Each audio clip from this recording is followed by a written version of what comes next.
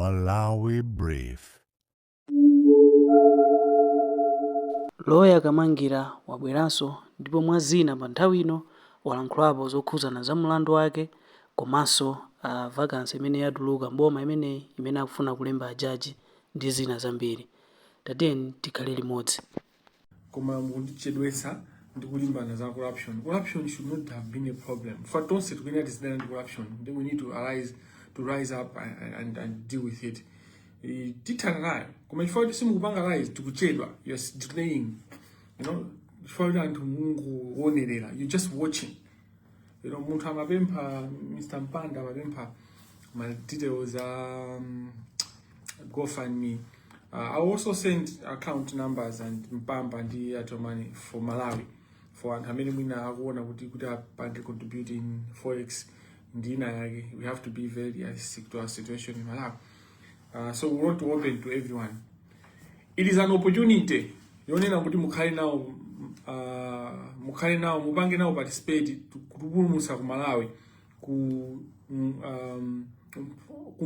kumphompho komanso kung'anjo ya moto wa corruption wa ziphuphu.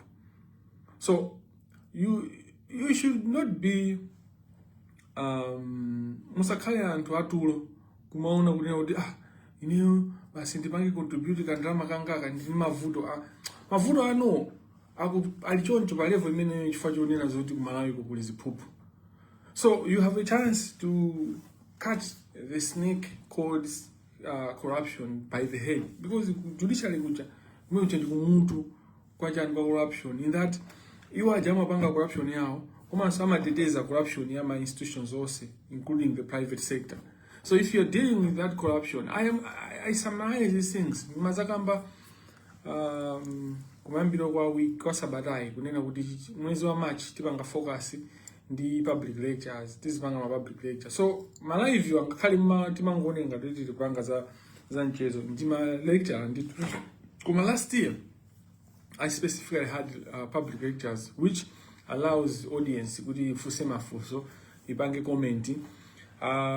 Soon we are going to do a national one, a national public lecture online, where we are going to work together and the social media influencers, so that it can get as much young people and people of all walks together. And this is going to be big. No, this will be good. I think you're wise. Vuto udana ndakuleme kuja Singapore kulide kaya ndia kuti chani pamene koma momwemo ndithu akuyamikira amenewo. So tipanga public lecture yayikulu komano mupite pa YouTube mukalembe kuti Alexius Kamangira lecture public lecture, Alexius Kamangira public lecture. Pabwera public lecture imene napanga the University of Malawi and university students and general university students, alumni and students. Pabwera so public lecture imene napanga ndi diaspora ya ku US ndi ya ku UK. You look at those things. If I'm a public lecture nkhani yake ndi yomweyo kungoti knowledge ya Malawi city maipanga pursue how is ambili knowledge timangoisia. So zinthu imene ndingakamba 2024 mukaone ndemuone zimene zikuchitika lero, you will see kuti munthu in 2024 mphamvu zimene zamazitenga kuti ndipo chikhulupiriro chimene chimachokera kuti. That's when you can see kuti this is not a joke, and kuti sizingatheke kuti tilephere kuthana ndi anthu akatangale aku judiciary tithana nawo. For in 2024 I predicted, I talked about cyclone justice, this cyclone justice. I talked about my phases within which we're going to do this. I showed you corruption yomwe imapanga MCP in Boma andi mphamvu andizi kwanja kumene ndinakamba za corruption yawo, ndipo ndinakambaso za corruption ya chani ya DPP. Chifukwa if I was just going to mention the corruption ya MCP yomwe imachitika nthawi imeneyo mwezanena kuti andu wa DPP, in fact amanena kale kuti ndino wa DPP. Panopa ma public lecture pano ndikuonesani corruption imene kuchitika mwa DPP, ndikuonesani no nyasi za corruption yomwe imachita za MCP, just to show you kunena kuti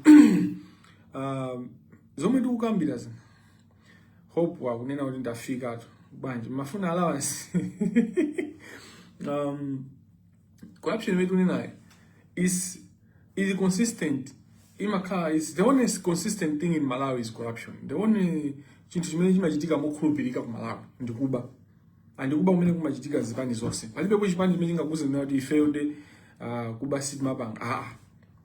Hope imene nayo pakali pano chikhulupiriro chimene nacho ndi chimene APM president apano Peter Mutharika, Professor Arthur Peter Mutharika anena kuti sindi chinga wina aliyense. Hey, what we are doing and zomwe ndikupemphana Malawi zipitiriza kuti pasa information amene muli maoffice kubomako, maoffice ku private sector, maoffice even ma charity mukaona makatangale weni ndipo muli ndi umboni pali njira yona kuti muzifikira ndipo tipanga expand as we are going. That's why tapempha kunena kuti mutithandize mupange contribute will bring out tizithandize ife tizigwira ntchito ngati shadow YCB, you know, the Kamangira Foundation. Of course, we're going to use umuntu access to justice for tizigwira ngati shadow YCB. Mamzwa shadow. That reminds me, late Kazombo, may he so rest in peace. Chilanga shadow. He's popular, Chilanga shadow. May he so rest in peace.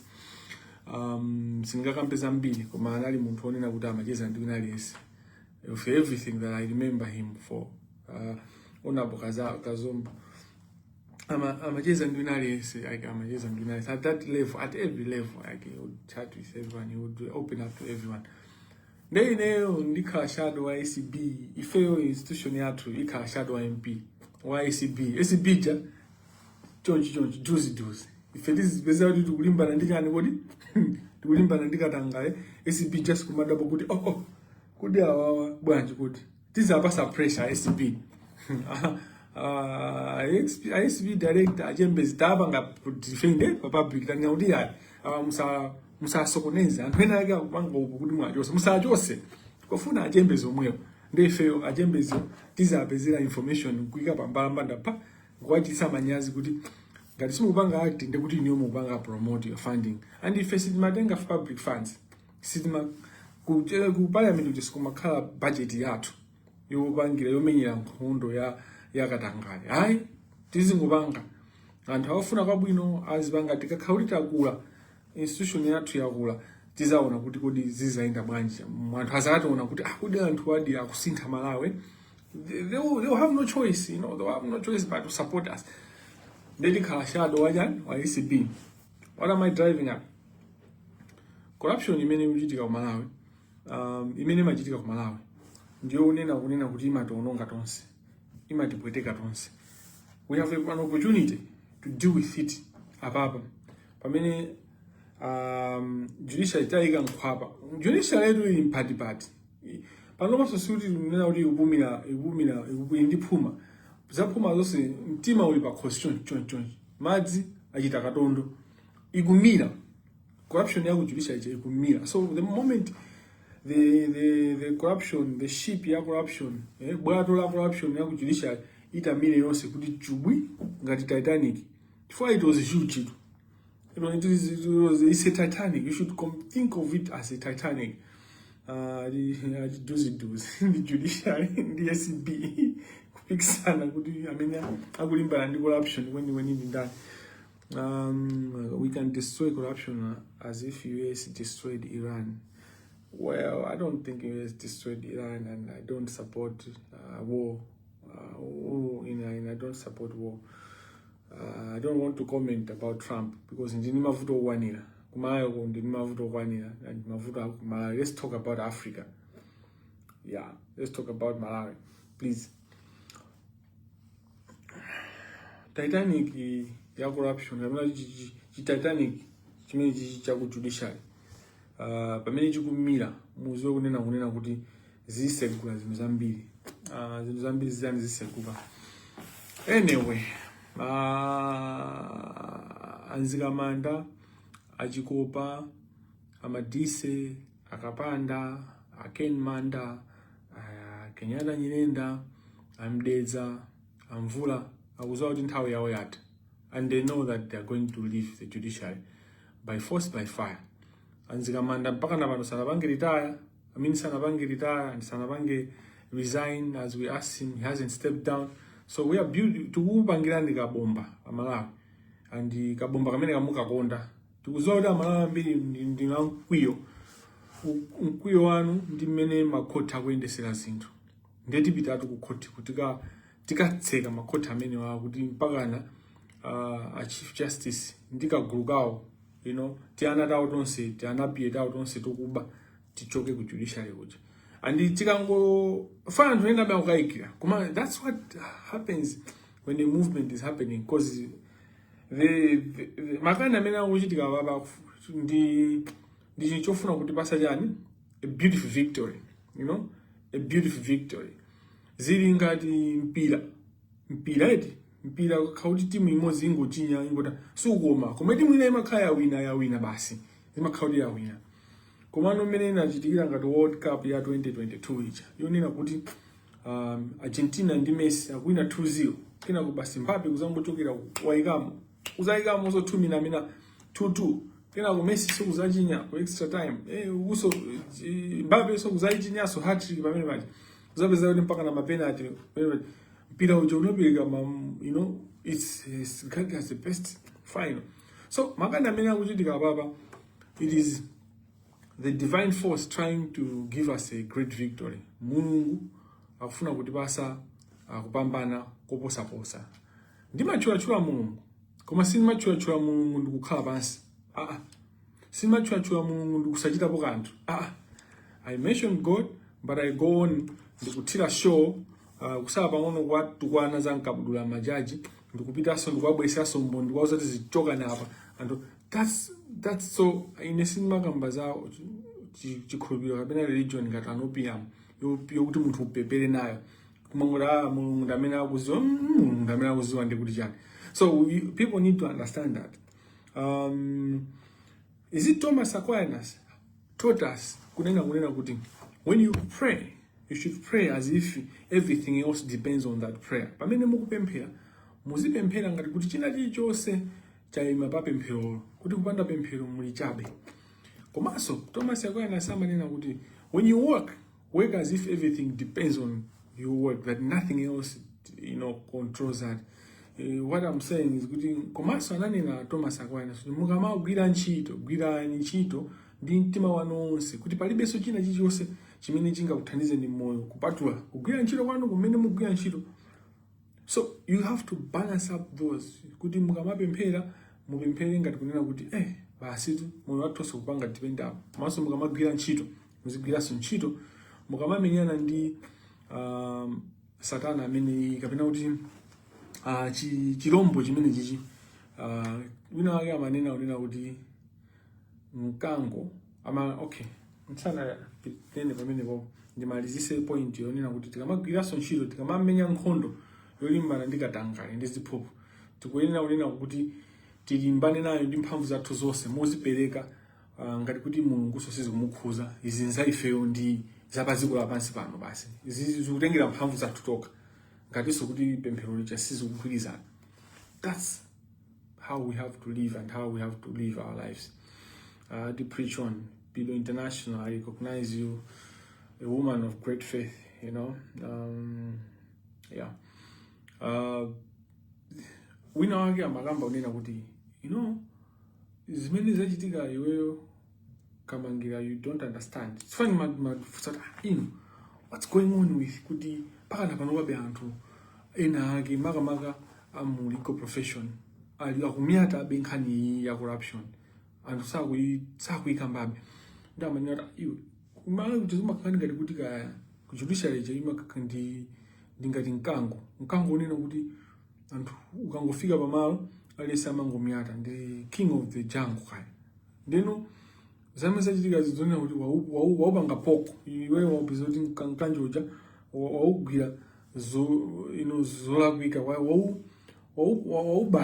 waubaya malo osakhala bwino ndi pamene ponso mkango ulionena kuti ukuchucha magazi ndithu komano pamene ukuchucha magazi uli ndi ukali wopsa kwambiri ndi anthu akuona kuti mkango umene uzunguliramo suli bwinobwino utha ungothera paine. But as I keep on saying, be assured kunena kuti nkhondo iyi kutha kwake ndikuti tawina, otherwise siyithayi. Koma if energy yathu ndiyosayamba as it comes, as it regards, and amene tikulimbana nawo ndi nkhalamba kaya, they are odd, they are very odd. Nditi midala toti tokalamba, you know, toti tathakali tikuma mankhwala apipi. Midala imene tikuiziwa kaya, you know, madokotala awo timacheza nawo amatifotokozera ma treatment amene akulandira chani tikuwaziwa kaya. Anthu amene wanda amene akuononga dziko sizikuthandiza nawo kuti achinyamata amphamvu zawo ngati ine ndinu inu ndine tisakuononga dziko. Tikunena kuti pankhani iyi ya ku judiciary ti anthu timene tikusogolera kuononga dziko ndi anthu kuti ali pa treatment osakhala bwino, akudwala ndithu koma kuziunjikira chumabe kumafuna kulandira 5 trillion. Kama mafuna chief justice abangire retire ndi azinzawo ndi achikopa ndi kagulu kawo mwa uponda. Judgment ya Finance Bank ndi Reserve Bank of Malawi, a month has gone since munapanga order imene chayo chikuchitika ndi chani. Kodi inu amene atulankhani amene maziziwa kuti mapanga mukupanga chani ku Malawi ko chencheni chimene mukupanga mukamati these are the issues that you should be following up on. Okay, nkhani yoyambirira ndi Amarylis Hotel ndi Reserve Bank of Malawi. Chomwe tingaziwe nchonera kuti anthu akhala kuba ndalama munjira zimene zizi kwa nthawi yayitali. Nthawi imene amapanga zimene ziziso ya 2024, I think, if not earlier 2023, ndaiwa many pension trust fund, the public service pension trust fund imagula Sigerege Hotel imene pano inasanduka loyo chanchani tinanena aso kuti ya hotel oyo ikudula kwambiri. Mtengo wa hotel imene yosikuena kufika pene popo ndi times 2 or 3 pa mtengo umene mwayika. Boma la Chakwera under the pension trust fund anagulabe hotel imene ndipo ndalama zina anaba, you know, azibalanga achilima amene amayendesa chuma cha chilima mumuziwa inu. Munthu amene iya anakhala kupanga madilo ndi chilima ujali kuyatero. So chilima Saulos chilima malemu chilima anayamba kuba kalikale kaya. Anthu amene sumamuziwa kumambiri sumamuziwa, he started making deals ali kuyatero. When he was running the project, Mr. Money, he was rebranding Airtel. He used people madoadoba apatawo amene ankapanga naye deal imene cha anthu amene mukwaziwa bwino achilima Saulos chilima. Ine tu makuzani mini zino zili ndi amene samapitiza mpaka napano kagulu kake kumayendesa chuma cha chilima. Ndi amene anabaso ndalama za boma kuzera musekereke deal time cha chilima ali moyo. I think imene amapanga imene amapanga deal ya Sigerege chilima nali amayiphula ka chilima amatenga mozake. Chilima nali ndalama za ndifake. Okay, before Chilima died, if you don't know, Chilima was buying materials from China. One of the reasons why Achakwera analola unoti Chilima uchamangidwe, the vine has it that Chilima had money more than Chakwera in terms of anapanga accumulating ndalama zambiri kwambiri kuti campaign Chilima ucha Chakwera sana kaima kuti alimbane ndi chali chili. Ndifake anthu amakhala bedu kudi imfa yake inaenda bwanji chifukwa china zoti in terms of power. So Chilima ujanali kali mfano wa look sharp, you know, mfano wa look sharp. Anaona kuti mfano onena kuti anthu amamufira. Anali marketer, iyo jamaziwa kuzipanga kuzigulisa. It was very good. And when it comes to Chilima ndi Chakwera, so mungapange compare. If Chilima just had 2 years, anaonena kuti tonse alliance yenda ya zaka zitatu, Chilima talamu ya 2 years. Zinthu zinakasifa Chilima uja kubande anakaba kwambiri kuposaso Chakwera. Koma zinthu zake zinakasintha.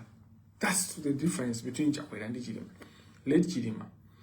But apart from those goodness, those positives, Chilima anali wakuba, and there's evidence.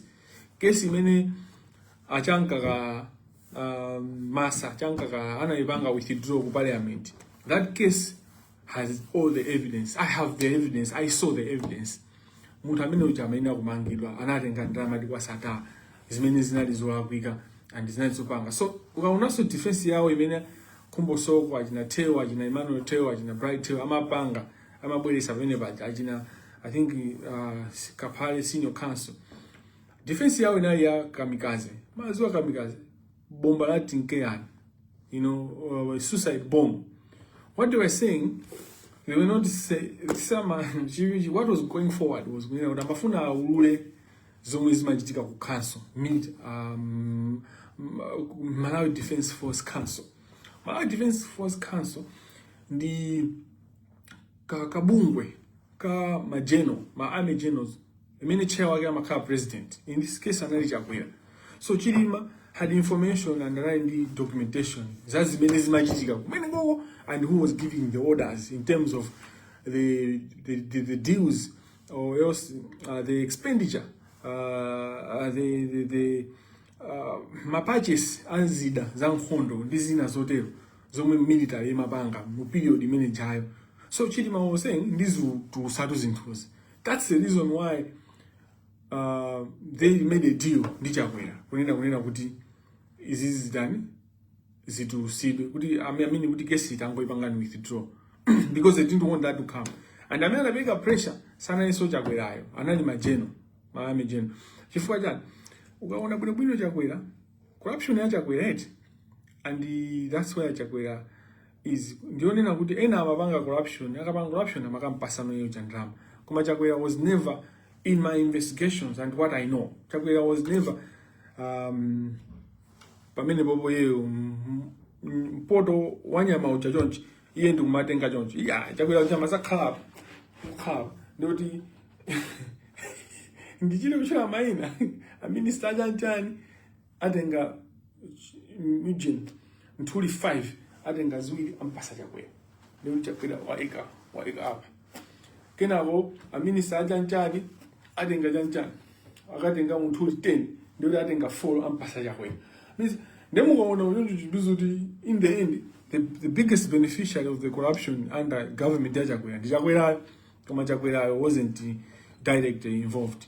So ajina Mumba ajina Vitumbuko Mumba they have been stealing. Chakwera. There's all evidence is there. They can't explain their wealth. Even when they're in government, when they're doing interviews, they're not even clever about it. You know, they're not even clever about it. Ndi mbava zonena kuti zilibe plan zimangona kuti zindalama zitautuluka chonchi Amawe mukumayiwala nsanga immigration kuti mubeze passport how you suffered, how people have been suffering. I don't think panopa zinthu zasinthiratu kumapatika hope komano if you mukapetira mavuto ajakha wesi and they will just be saying kuda anaononga kuti muzivutika chonchija. Do you know who was running that institution, who was running the businesses, who was getting money? If you trust the money, if that's why you know. So the magamba zajilima sigerege press pension trust fund kuba and kuigwisa ntchito kuba ndalama zama civil servants ma pension awo kugwisa ntchito kugula zinthu tosaoneka bwinobwino koma kutika pa mtengo waukulu chonchi zindalama phamwamwamwa sizinayambirero. So Amarylis Hotel kugula kwa Amarylis Hotel ngakhale Reserve Bank amene anasankhidwa nthawi. So tiziona luzawo kuti Reserve Bank amene anasankhidwa ndi Chakwera kulinda mafuta ndandana amene ndamene anakana unena kuti hotel yo 47 billion ndi ndalama zambiri kwambiri. Business imeneyo tigula mphaka tigula business imeneyo ndiyoti chikampulikire itiolera siziyenda. Amene itu Reserve Bank manager Reserve Bank governor wa Reserve Bank amene anasankhidwa ndi Chakwera.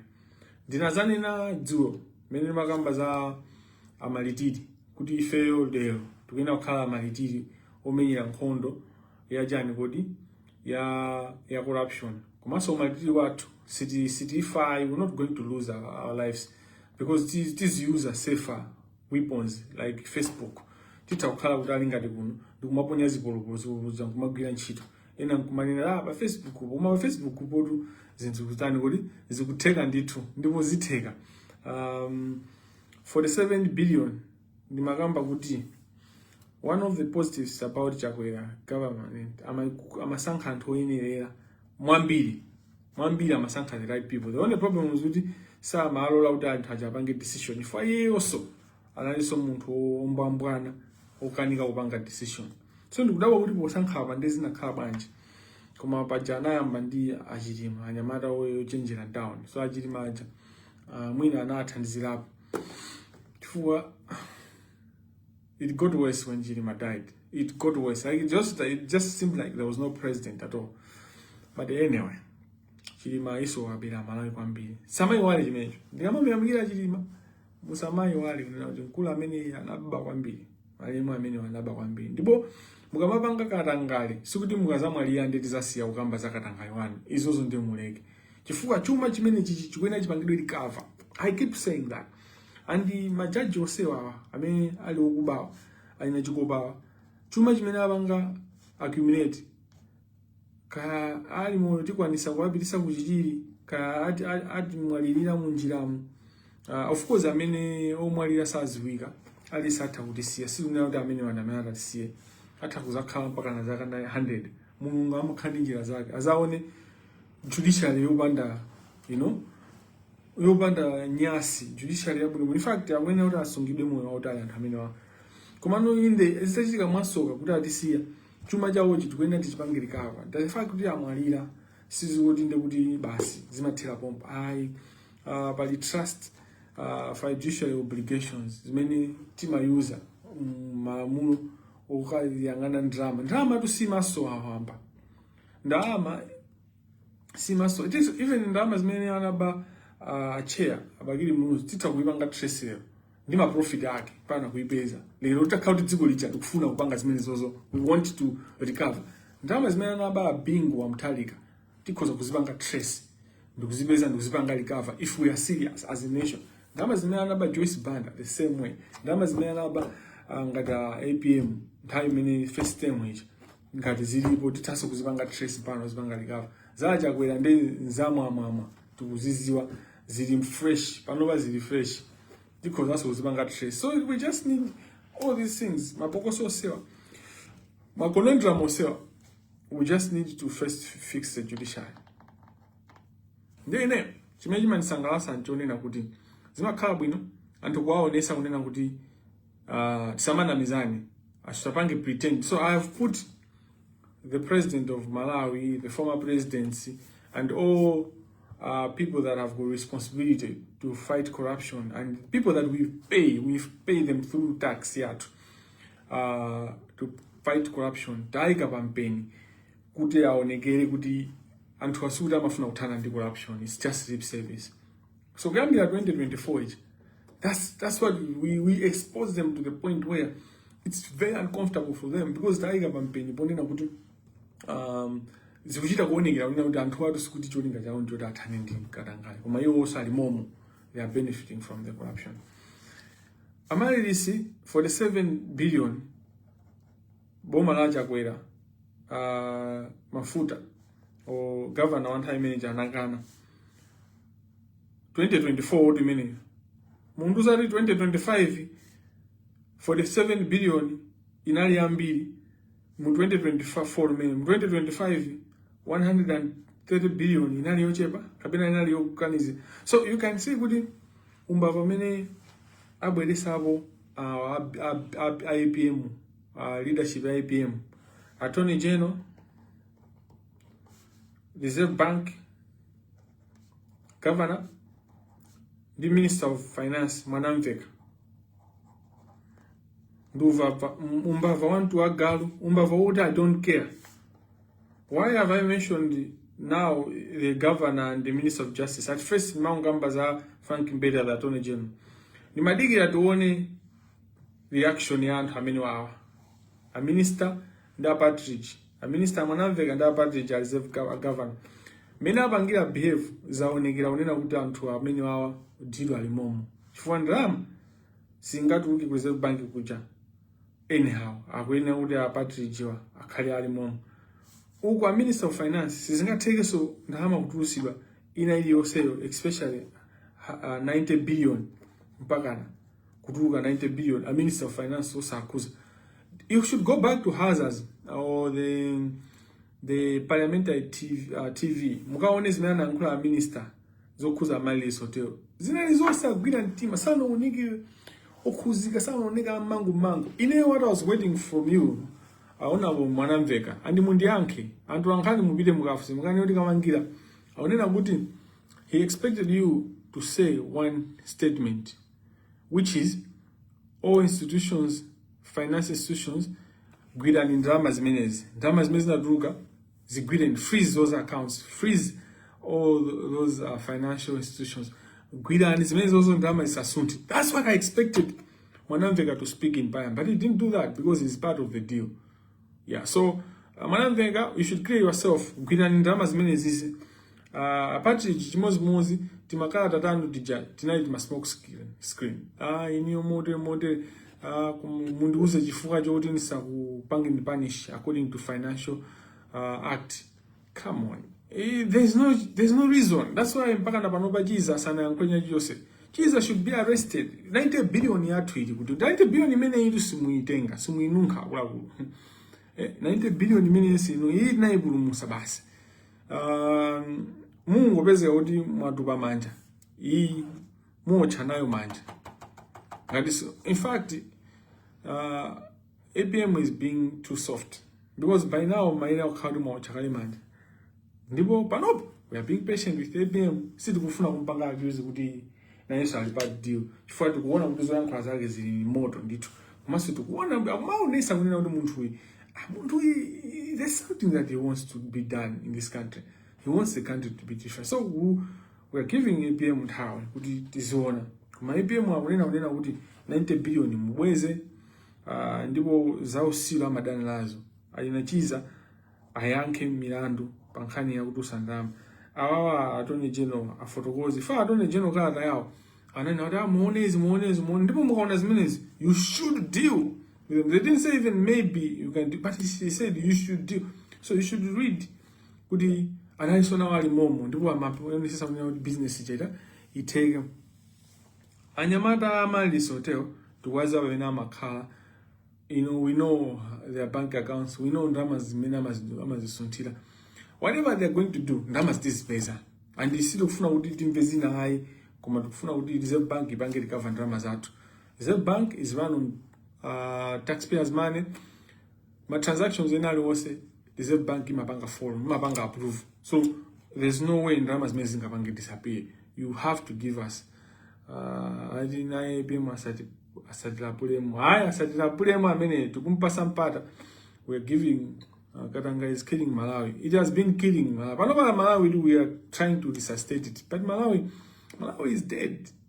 Malawi is dead. When you look at Malawi, the affairs, dziko lonena oti lili pa sick bed yakhala by vegetable state for a long time. Now we have to give it life. Koma anthu ena besaka kufuna kuti zimene zichitike. Ndiye zilikuwa ina Malawi kupitiriza kuti dziko lija likhale choncho. Koma it's time. Nthawi yakwana yokha. Nthawi imakwana. Amarylis hotel is a bank of Malawi and attorney general. Make sure kunena kuti ndalama zathu 90 billion mbweze. Ngati mwaji akali ndalama zimene muzisanza. Fatma zo mashares ana makhaenda kali papa tikulanda ni manyumba anu anthu ake nosenu mundizi manyumba tukuziwa manyumba muni manyumba mundi investment ya mbili. So Mwanamvekatu suti nayo wala nkhani ya MSB mene munagulisira banki yathu ndipo munagulisa kwanda watu mumpinga so nayo wala ndaona sa tom mpinga njira ali biza afunaso abeso Kamuzo stadium koma umalaye kuno I think stadium if you told me I was rich, so the was in it.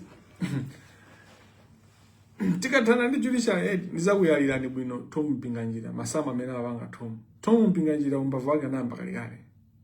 You know? koma si lero situkamba za Tombe, tukamba za Amarylis Hotel.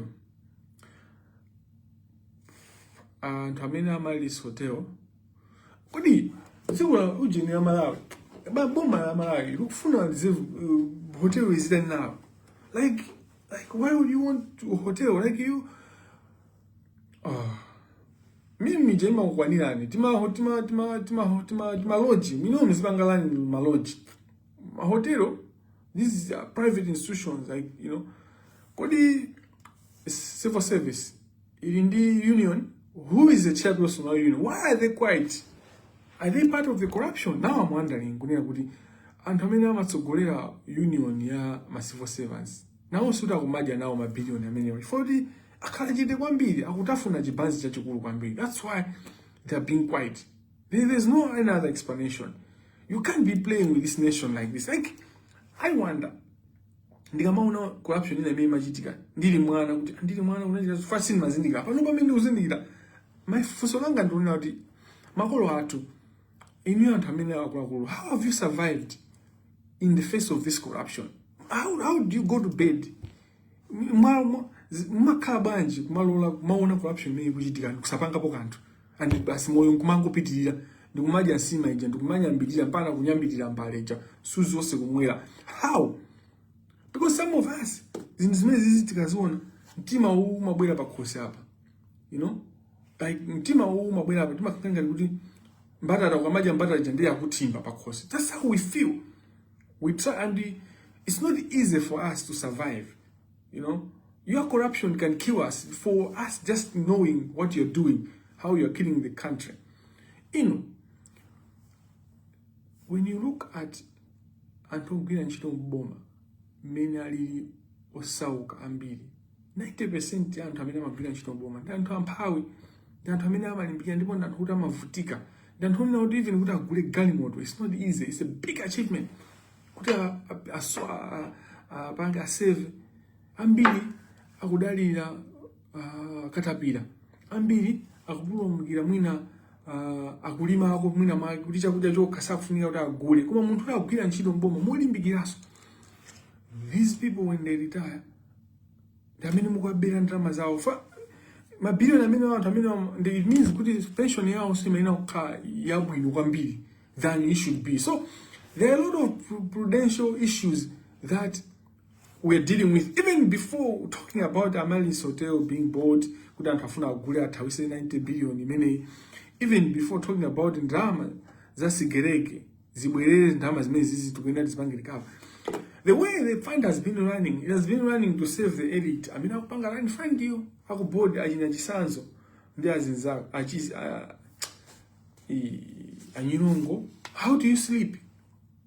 You know, how do you sleep? Like government, how can anyinongo be allowed to trample on all civil servants? And in your civil servants with your union, how are you allowing one person kuda sokoneze tsogola? How are you allowing kuda anthu azimwalira asana ndire ndalama zawo za pension zokuda azira ndi zoma manena kulandira kuma ntchito pamene anthu akugawana mabiliyoni and they don't even need the money, you know, they anthu ndi chose. This has to stop. Apart ngati mufuna kuti timvane bwinobwino ndalama zibwerere tufuna tizione ndipo sikufuna zijazaji na trouble zona ndikatenga ndalama imeneyo ndikabwera ncha sikufuna soza tusufuna ma promises. We want the money to be back in many munaipitisira andikubira tamvana. Number 2, Judicial Service Commission. Afuna wakamba za Judicial Service Commission, there's been a floating of an advert yonena kuti akuita na anthu amene ali ndi kuthekera, amene ali qualified kuti apange apply, kuti apange apply for position ya ujaji.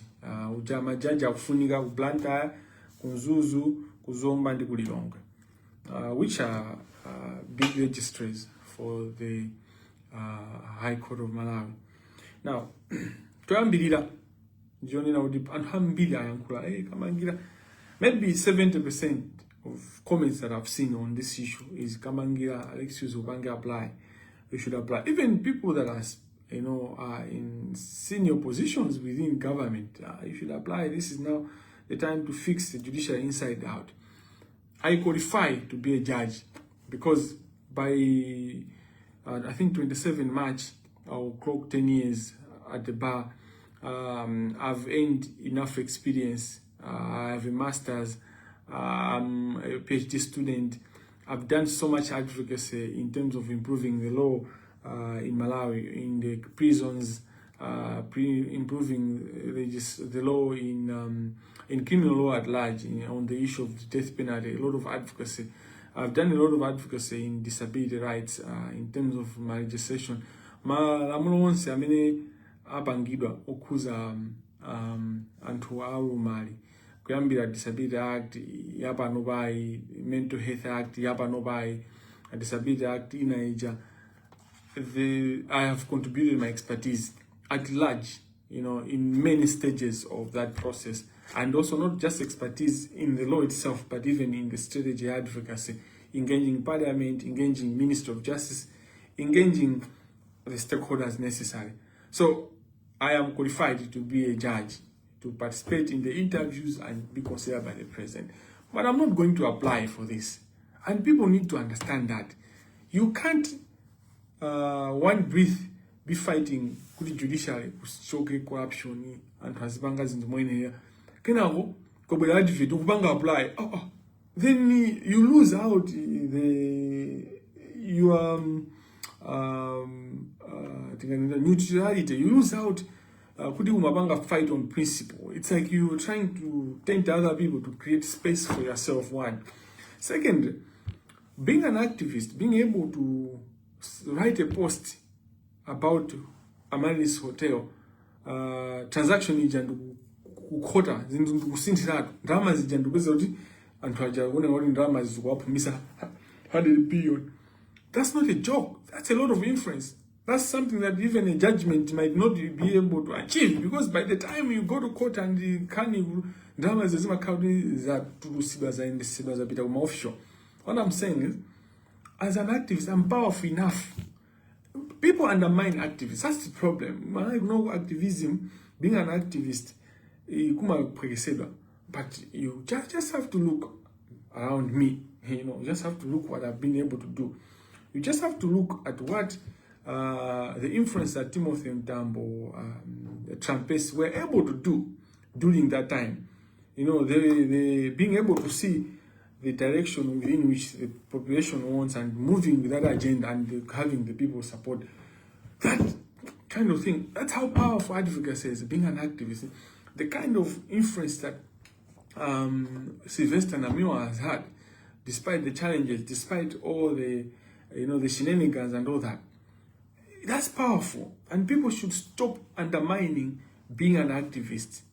So I'm not applying for I'm not going to look for a public office. I'm not going to do interview because Chimene and Summers are tuning out.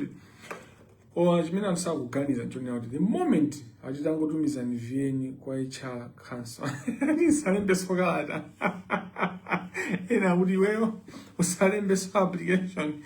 I would dinner, I would in now. But that's enough. No, I'm not going to get to be involved in a public office. Being an activist is enough, and I want to continue holding the judiciary accountable. I can do that if I become a judge.